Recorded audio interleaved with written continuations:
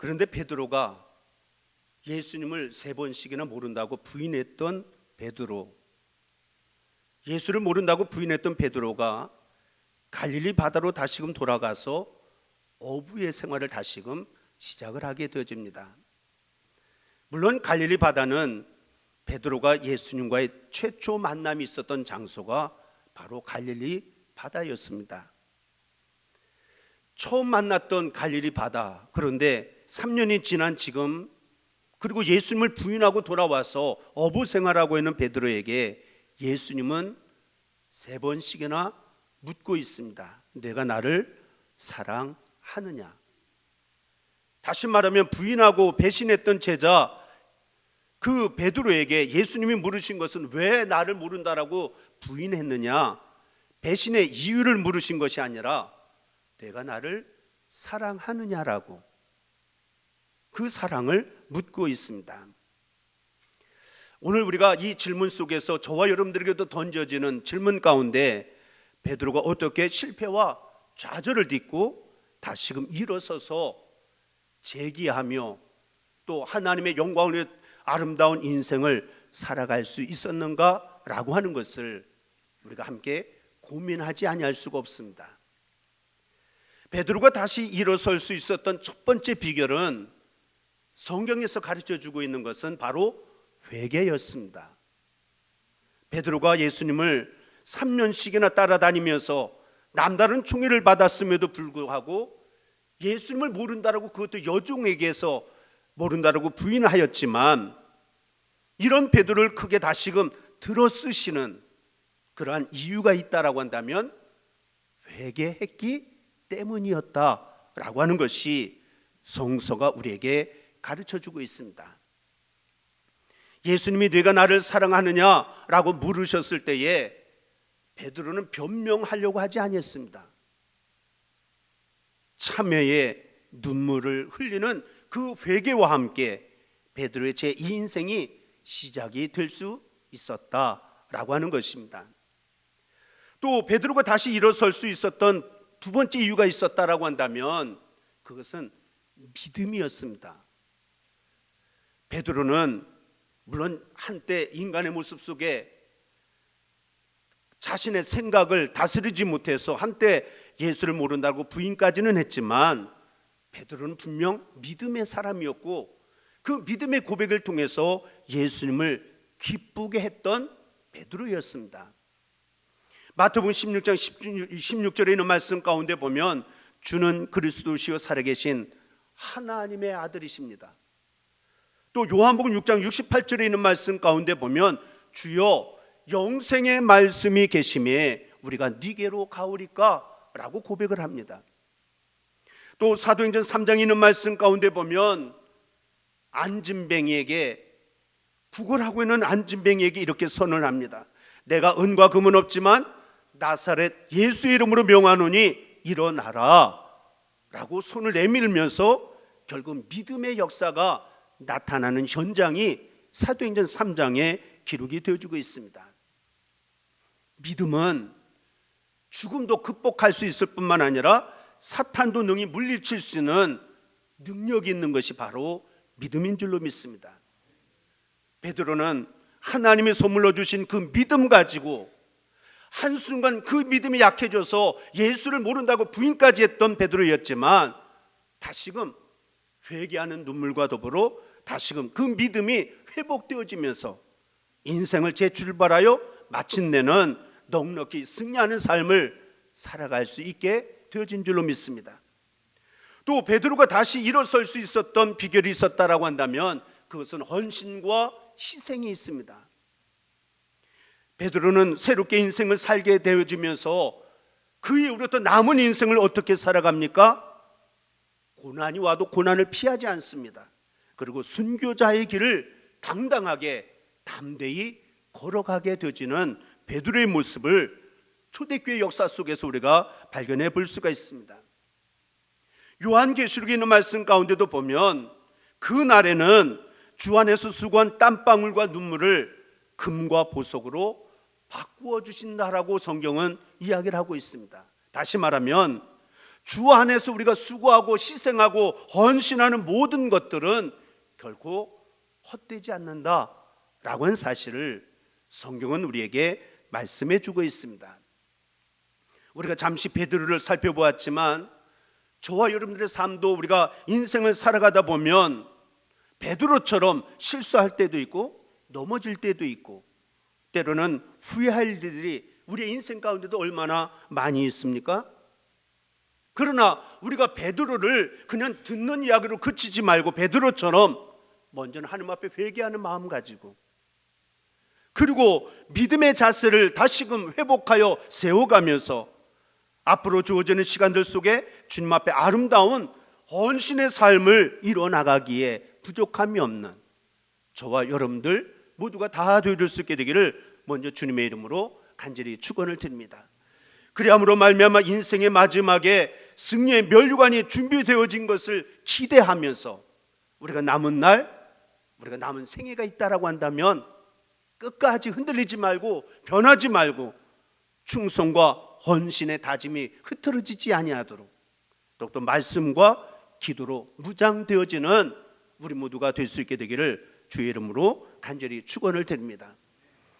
오늘 이 아침에 우리가 히브리서 13장에 있는 본문 말씀을 함께 나누고자 하는데 제목을 성도 생활의 지침, 이렇게 말씀을 함께 나누고자 합니다. 성도의 삶의 궁극적인 목적은 하나님의 영광을 드러내는 삶이 되어져야 합니다. 사도 바울도 고백을 합니다. 먹든지 마시든지 무엇을 하든지 다 하나님의 영광을 위해서 살아라. 이것은 초대교회 성도들에게만 주시는 말씀이 아니고 오늘을 살아가고 있는 예수가 나의 주라고 고백하는 성도의 삶의 궁극적인 삶의 모습이 되어져야 될 줄로 믿습니다. 또한 성도의 결국은 영원한 하나님의 나라입니다. 우리가 믿음 생활하면서 이 땅 위에서 예수 잘 믿고 세상 속에 내가 복을 받고 육신의 질병이 치유받고 자녀들이 잘 되고 이것 때문에 내가 예수 믿는 게 아니고 성도들의 삶의 경국은 영원한 하나님의 나라. 그래서 우리가 자주 쓰는 말로 요단강 건너 저 천국을 날마다 바라보며 그곳을 산 소망을 붙들고 살아가는 삶을 살아가는 우리 모두가 되어져야 될 줄로 믿습니다. 하나님의 나라, 그곳에는 눈물도 고통도 아픔도 이별도 괴로움도 죽음도 없는 세상, 얼마나 기다려지는 그 소망만 붙들고 있으면 오늘의 삶이 아무리 현실이 힘들고 어려워도 얼마든지 참고 견디며 인내하며 기쁨으로 찬양하며 살아갈 수 있는 것, 이것이 성도들이 받는 축복의 은혜 가운데 하나인 줄로 믿습니다. 그런데 우리가 천국의 소망을 분명히 붙들고 살아가는데 오늘 삶의 자리를 놓고 보면 베드로의 모습처럼 현실이 불일치 않은 그런 모습 때문에 때로는 내면적인 갈등이 일어날 때가 있고 또한 그런 문제를 안고 신음하고 때로는 걱정하고 때로는 고민하며 흔들리는 삶을 살아갈 때가 얼마나 많은지 알 수가 없습니다. 그런데 오늘 히브리서 저자는 이야기합니다. 예수 그리스도가 이렇게 연약하고 천국의 소망을 가지고 살아가는데 오늘의 삶은 힘들고 어렵고 이런 불일치 않은 삶 속에서 갈등하며 문제를 안고 살아가는 인생들이지만 예수는 저와 여러분들을 하나님 앞으로 온전히 이끄는 대제사장이시다. 그리고 그 주님은 우리의 모든 죄를 사하시는 하나님의 어린 양이 되신다라고 하는 것을 히브리서 저자는 우리에게 고백하게 하고 있습니다. 그리고 예수 그리스도를 통해서 이제는 하나님 앞에 담대히 나아갈 힘을 얻게 되어졌다라고, 이 믿음을 가져야 된다라고 히브리서 저자가 지금 앞부분에 있는 말씀에서 계속적으로 강조하는 메시지 가운데 하나입니다. 그리고 히브리서 저자는 이제 그 주님을 내가 믿는 믿음을 가지고 있다라고 한다면 이제는 거기서 머물러 있지 말고 이제는 그 주님을 알고 믿는 자리에서 그냥 믿는다라고 그치는 것이 아니라 삶의 문제가 삶이 뒤를 따르는 삶이 되어줘야 된다고. 그래서 하나님이 기뻐하시고 원하시는 삶을 살아가야 할 인생의 믿음의 성도들의 삶에 문제가 남아있는데 그 문제에 대한 질문에 대하여 답을 주시는 말씀이 오늘 봉독되어진 히브리서 13장에 있는 말씀 가운데 우리에게 말씀해 주고 있습니다. 오늘 10절로부터 17절까지 봉독했지만 1절로부터 17절에 있는 말씀까지를 보면 히브리서자가 성도들의 생활 지침으로 4가지의 모습을 우리에게 말씀해 주고 있습니다. 먼저 첫째로는 이웃을 사랑하면서 살아라. 예수가 나의 주가 되심을 정말 믿고 그 예수 그리스도로 말미암아 믿음을 가지고 살아가는 성도라고 한다면 형제 이웃을 사랑하면서 살아라 라고 하는 것이 첫 번째 본면의 메시지입니다. 여러분들 영화 가운데 코바디스라고 하는 영화를 보신 분들이 많이 있을 겁니다. 그 코바디스라고 하는 영화를 보면 로마 제국의 호민관이 바울에게 이러한 질문을 하고 있습니다. 헬라는 인류에게 지혜를 주었고 로마는 인류에게 규범을 주었는데 당신이 전파하는 예수는 인류에게 무엇을 주었는가? 라고 하는 그런 질문을 던집니다. 그때에 바울이 당당하게 이렇게 대답을 합니다. 내가 전파하는 예수는 인류에게 사랑을 주었어.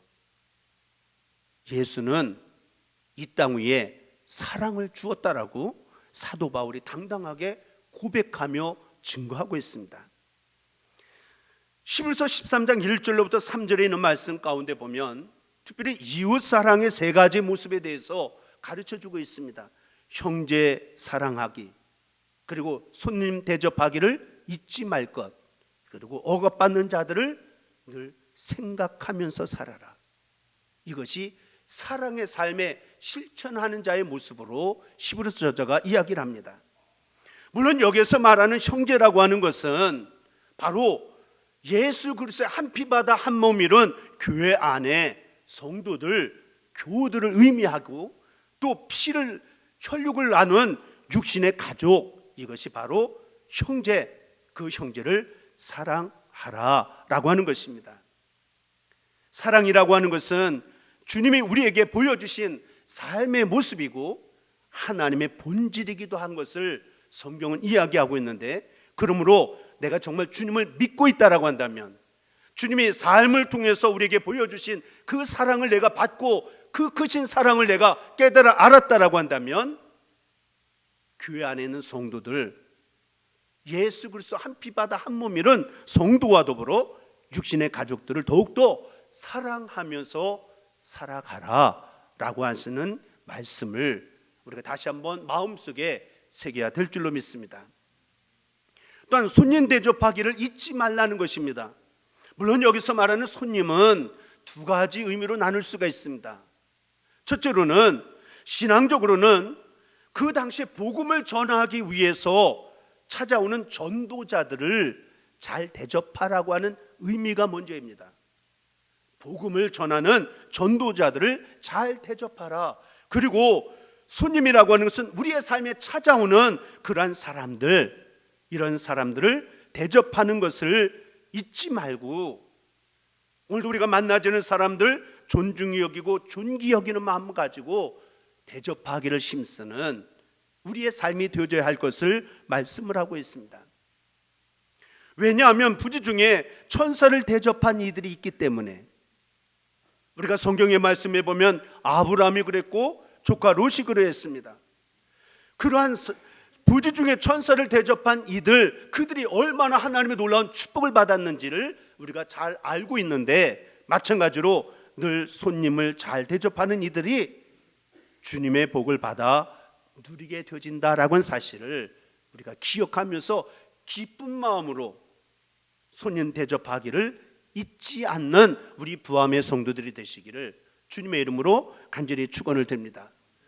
또한 사랑하면서 살아가는 삶의 모습 가운데 마지막으로 이야기하는 것은 억압받는 자.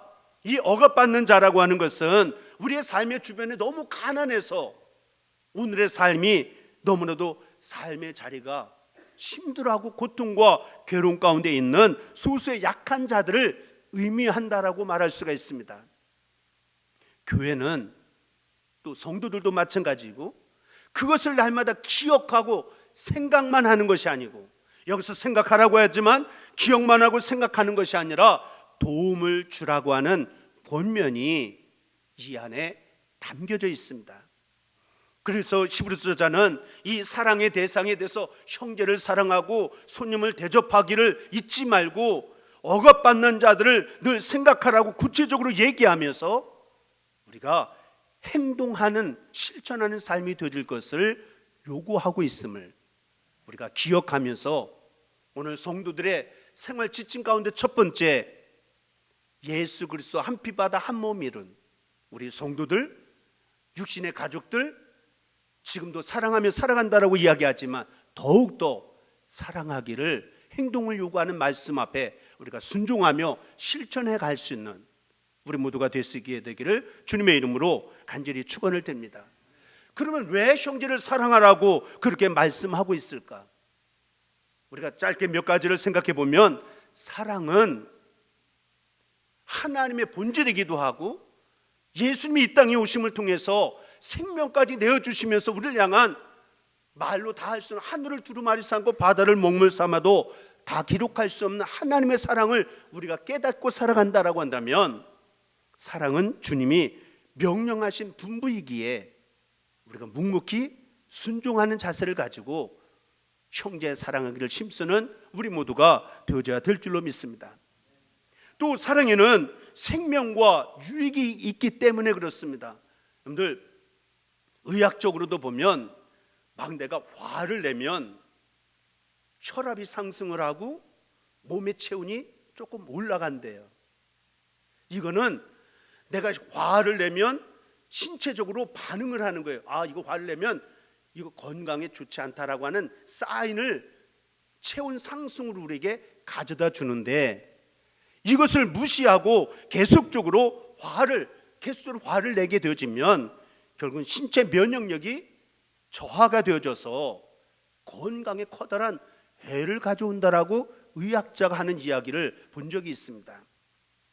사랑에는 그러나 생명과 유익이 있어서, 여러분들 사랑하며 살아가면 내 몸 안에서도 이게 건강을 이루는 호르몬이 나오고, 이 신체적인 활발한 정신적으로, 마음적으로, 육신적으로 강건의 축복 속에서 우리의 삶에 평안과 기쁨과 감사가 넘치는 유익함이 있음을 기억하면서 사랑의 삶을 더욱더 실천하며 살아갈 수 있는 우리 모두가 되어져야 될 줄로 믿습니다. 또한 사도 요한이 이야기하는 것을 주목해 보면, 형제 사랑이라고 하는 것은 하나님 사랑에 대한 구체적인 증거가 되어진다는 거예요. 눈에 보여지는 형제도 사랑하지 못하는데 어떻게 눈에 보이지 않는 하나님을 사랑한다라고 말할 수가 있느냐는 거예요.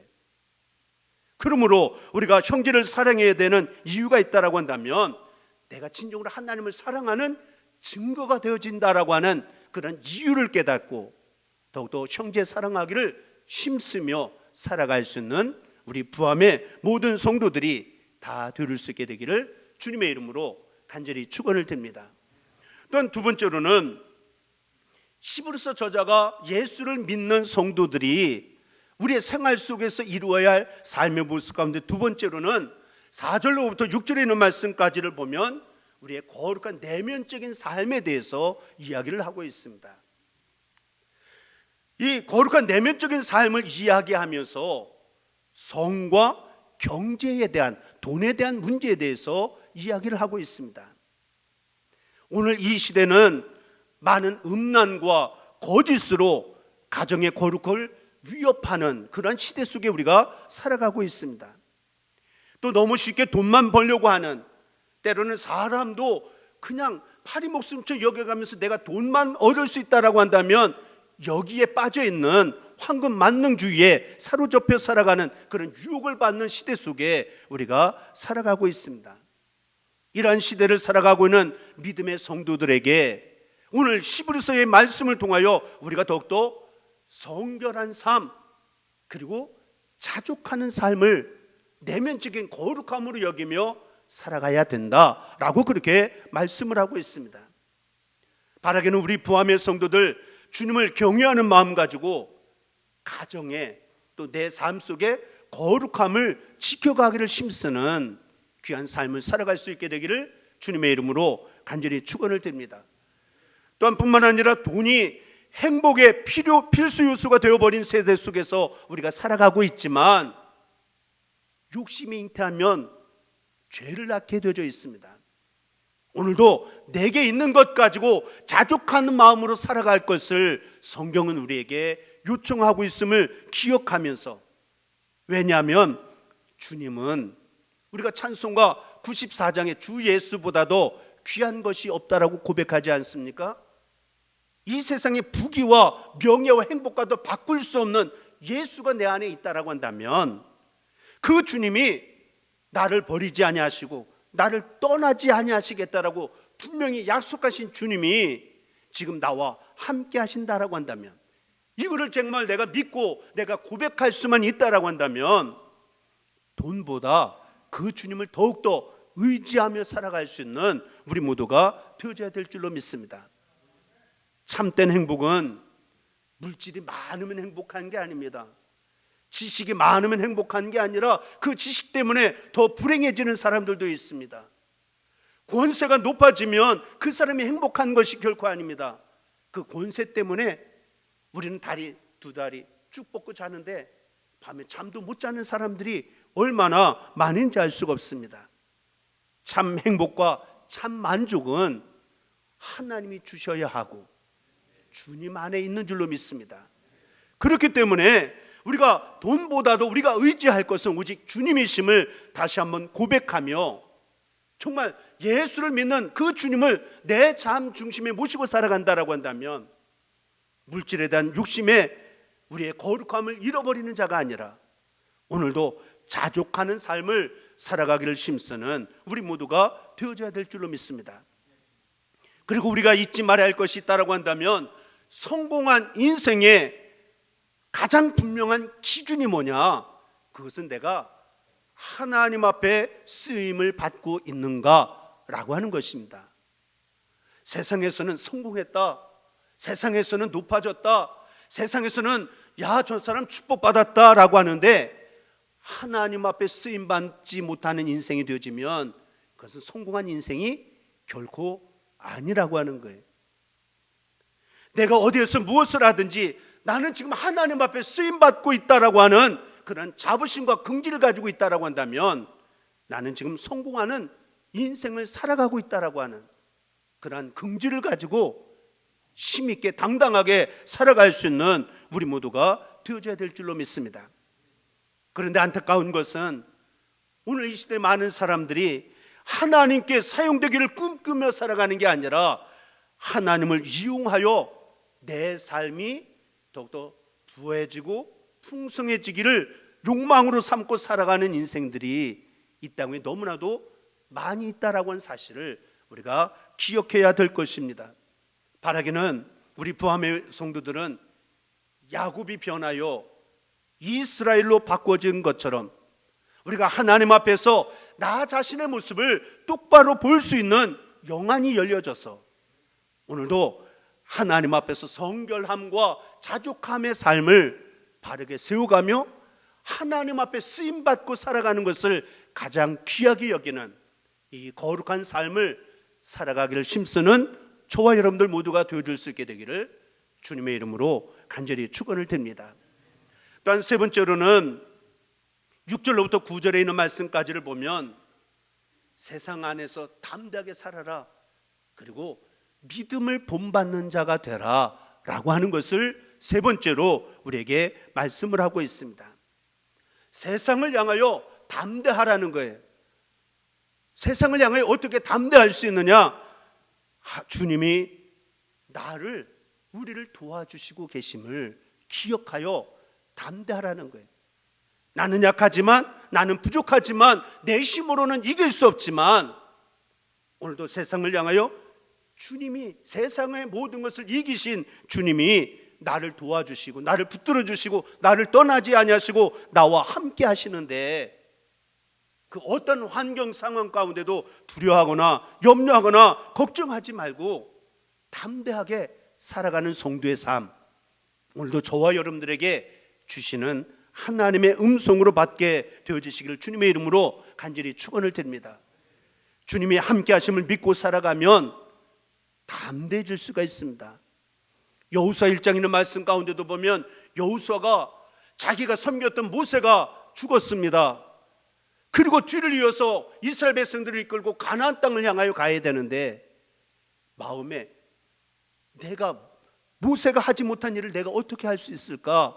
주저하는 마음, 걱정하는 마음, 염려한 마음이 왜 없겠습니까? 그때에 하나님이 하시는 말씀은 내가 너와 함께 한다. 강하고 담대하라. 그리고 말씀에서 좌로나 우로나 치우치지 말고 말씀 붙들고 나가면 함께 하시는 하나님이 반드시 형통함과 평탄의 삶으로 이끌어 가신다. 이것이 하나님이 여호수아에게 그리고 저와 여러분들에게 주시는 하나님의 말씀인 줄로 믿습니다. 그러므로 주님이 함께 하심을 믿고 오늘도 강하고 담대하게 매일매일의 삶 속에 우리가 주님과 동행하며 당당하게 담대하게 살아갈 수 있는 우리 모두가 되어질 수 있게 되기를 주님의 이름으로 간절히 축원을 드립니다. 또 뿐만 아니라 믿음을 본받는 삶을 살라는 거예요.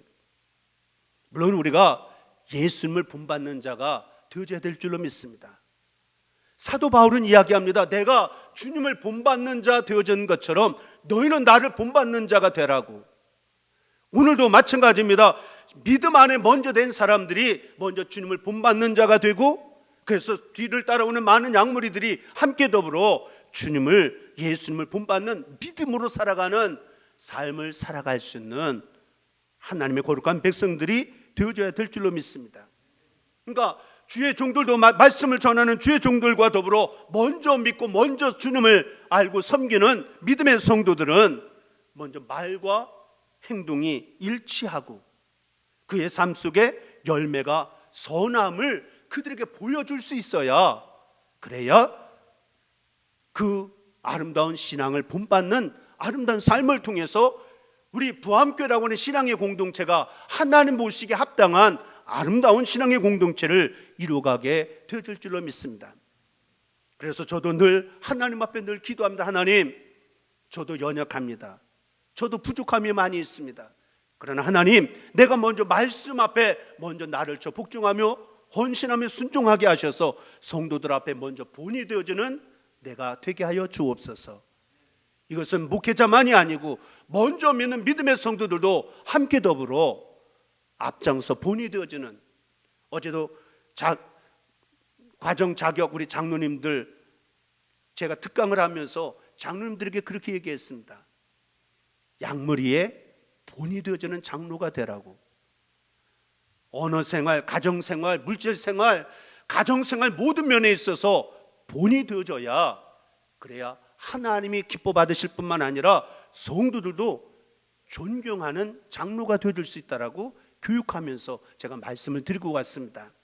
바라기는 우리 부암의 모든 성도들 함께 더불어 아름다운 신앙을 본받는, 잘못된 길로 향하여 나가는 것을 알면서도 그 길을 따라가는 어리석은 인생이 아니라 오늘도 잘못된 길이라고 한다면 회개하고 돌이키고 다시금 하나님 앞에 바로 서서 온전한 믿음의 길을 걸어가기를 다짐하며 결단할 수 있는 우리 부암의 성도들이 되어져야 될 줄로 믿습니다. 지난 새벽 시간에도 잠깐 말씀을 드렸지만 이스라엘 백성들은 새해가 되면 대속죄일을 하나님 앞에 제사를 드리게 되어집니다. 그러기 위해서 회당에 모입니다. 그러면 25시간 동안 그들이 회개하고 금식을 선포하고는 요나서를 읽는다는 거예요. 요나서를 읽고 난 다음에 한 사람 한 사람 모두가 다 함께 우리는 요나입니다 라고 대속죄일에 하나님 앞에 모든 사람들이 다 하나님 앞에 고백하게 되어진다라고 하는 것입니다. 다시 말하면 요나와 같이 사명에 불순종하는 신앙생활을 내가 하고 있었다라고 하는 것을 하나님 앞에 고백하는, 그리고 나서 그 모든 죄를 용서해 달라고 그들이 하나님 앞에 고백하며 대속죄를 지키게 되어진다라고 하는 것처럼, 우리들도 하나님 앞에 교만과 불순종의 신앙생활을 회개하면서 주님을 본받고 동행하는 삶이 되어져서 주님의 뜻을 이루어가며 살아가기에 부족함이 없는 우리 모두가 다 되를 수 있게 되기를 주님의 이름으로 간절히 축원을 드립니다. 그리고 네 번째로는 오늘 봉독이 되어진 10절로부터 17절에 있는 말씀까지를 보면 하나님이 기뻐하시는 예배자의 삶을 살라라고 하는 것이 성도들을 향한 네 번째의 권면으로 기록이 되어지고 있습니다. 구약의 제사는 동물이 희생이 되어져야 제사가 성립이 되어졌습니다. 좀 넉넉한 사람들은 소를 드릴 수가 있습니다. 좀 부유하지 못한 사람은 양을 잡을 수도 있고, 그러나 아주 가난한 사람들은 비둘기를 잡아 하나님 앞에 희생 제물을 삼아서 하나님 앞에 제사를 드렸습니다. 그런데 히브리서는 이제 동물의 제사는 끝났다라고 선언을 하고 있습니다. 왜냐하면 예수 그리스도께서 단번에 죽으심으로 희생 자사를 마쳤기 때문에 이제는 예수를 믿는 사람은 다시금 동물 제사는 드리지 않아도 우리가 하나님을 예배할 수 있게 되어졌다는 얘기예요. 그러므로 오늘 저와 여러분들의 제사 예배가 어떠한 제사가 되고 어떠한 예배가 되어져야 되느냐, 바로 찬송이 선행하는 제사가 되어져야 될 줄로 믿습니다. 우리의 입술로 하나님을 찬양하고 이 땅 위에 많은 사람들 가운데 부족하고 연약한 나를 택하셔서 너는 내 것이라 지명하여 불러주시고 구원하여 주신 하나님, 그 하나님을 찬양하는 예배, 그러한 입술을 하나님은 그 예배를 기뻐 받으신다는 거예요. 그러니까 오늘도 이 한 시간 예배할 때에 찬양은 그냥 입술로 그냥 따라하는 게 아닙니다. 그 찬미의 제사를 하나님이 기뻐하시는 입술의 열매, 오늘 말씀 히브리 저자가 이야기하는 것을 다시 한번 기억하면서 예배자로 나갈 때에 우리는 정말 하나님 감사합니다, 진정한 기쁜 마음으로 하나님 앞에 찬양하고, 그리고 하나님의 예배를 받으시는 예배를 드릴 수 있는 우리 모두가 되어줘야 될 줄로 믿습니다. 그리고 그냥 찬양, 교회 와서 찬양하는 것으로 그쳐지는 삶이 아니고 선행의 삶을 하나님이 기뻐 받으시는 제사, 예배라고 이어서 이야기를 하고 있습니다. 다시 말하면 교회에서 드리는 예배만이 아니라 우리의 삶 속에서 선을 행하고 그리고 나누며 베풀며 살아가는 것, 이것이 하나님이 기뻐 받으시는 예배가 되어진다는 거예요.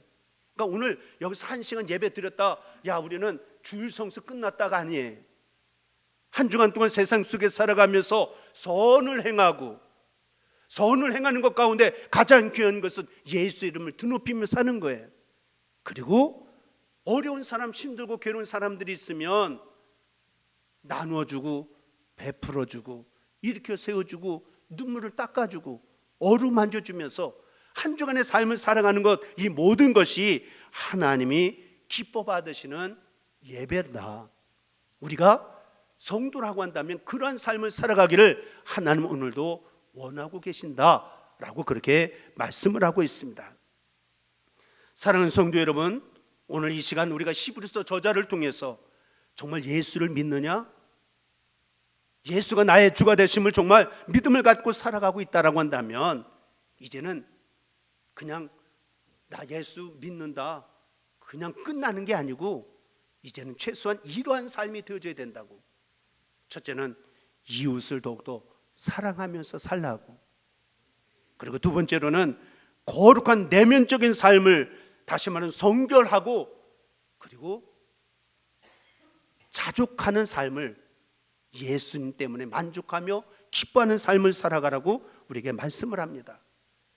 그리고 믿음을 본받는 세상을 향하여는 담대하고 그리고 믿음 안에 주님을 본받고 앞선 그런 믿음으로 앞서간 이들을 본받는 삶을 살아가기를 힘쓰라고, 그리고 하나님 앞에 진정한 찬양의 예배가 있고 오늘도 우리의 삶 속에서 세상 속에 흩어졌을 때에도 어디에 가 있든지 믿는 자의 그러한 향기가 드러날 수 있는, 그리스도의 향기를 바라며 살아갈 수 있는 찬양과 감사가 메마르지 않고 선을 행하며 베풀면서 살아가는 것, 이것이 저와 여러분들이 한 주간 동안의 삶 속에서 우리가 실천하며 살아가야 할 성도의 삶의 지침이다.